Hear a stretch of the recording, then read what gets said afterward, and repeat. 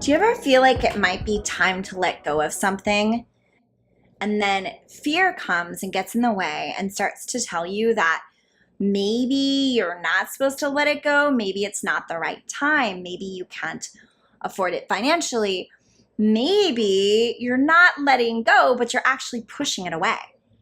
Hi, I'm Jordana Eyre, founder of Modern Day Sorcerer.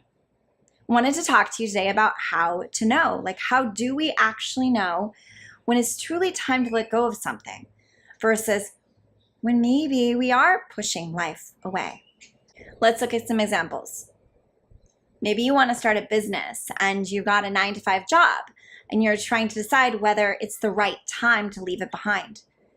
And maybe there's fear coming up telling you that financially it's not viable or that you still need the job. Maybe you need the job for connections.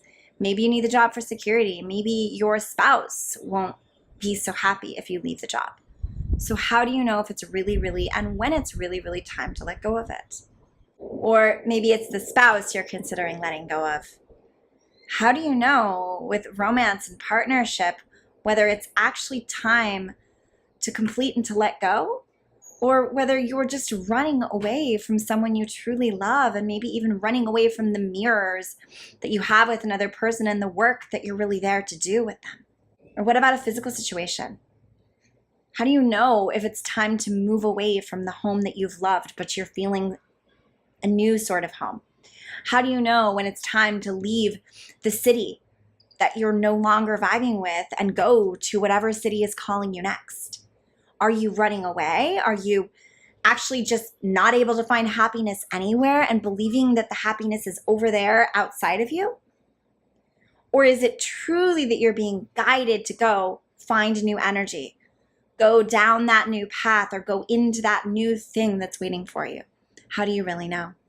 So I don't claim to be a fortune teller, and though I'm a sorceress, I would not call myself a psychic per se. But we do all have some sort of an ability to see into the future. But it's probably not what you're expecting. So in order to utilize your ability to see into the future, to be able to determine whether you're truly being guided to a next step, it's important to access the feeling of it. How do you really feel when you're checking in with that energy around that new thing you want? How do you really feel? Do you feel a sense of loss? Do you feel a sense of hopelessness? Do you feel a sense of emptiness? Those are all signs that there's work to do, that there are feelings to feel, and then once you've let the feeling flow through you, that there's some sort of a layer ready to peel away within you to help you find the love for yourself, to help you find the wholeness for yourself. It's when you've found the wholeness that you're then able to be guided to the next step, that you're then able to stand up and say, it's time to leave this situation. It's time to say goodbye to this situation. It's time to cut the cords and let go of this thing I've been clinging on to, or this person, or this circumstance, or this space I've been clinging on to. But it must come from a space of wholeness first and foremost. It must come from the feeling, and the feeling will lead you. And so it's with the feeling that you know what the next step truly is, whether the next step is do it, let go, do it, make that move, do it, take action towards that step of letting go, or whether it's do it, go within, do it, hold on, go in, be still, do it, wait, just wait. So you can get all sorts of guidance that leads you towards the future. And the thing about the future is you can get it in glimpses, you can get visions, but none of those glimpses or visions, unless you truly are a fortune teller, generally speaking, those glimpses or visions aren't actually going to tell you what to do. So I can see the future. I do get visions of the future. And I've never once been told what to do. Because if you were to come to me and you were to say, Jordana, what should I do with this thing? I would guide you to discover the truth for yourself. Because what good would it do you if there were just a map and a plan laid out of exactly what to do, can you imagine how little adventure that would be for you?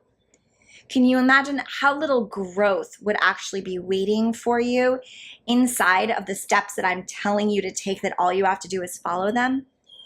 And can you imagine how boring that would be? So can you start to embrace the adventure of it?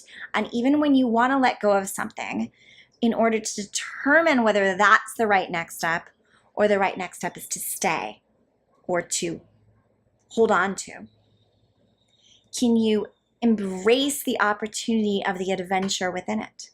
Can you see the adventure in the journey of discovering what your truth is? So I do want to offer up 4 actual steps to determining how you know whether it's time to let go. But I want you to go over to my blog where you will find them.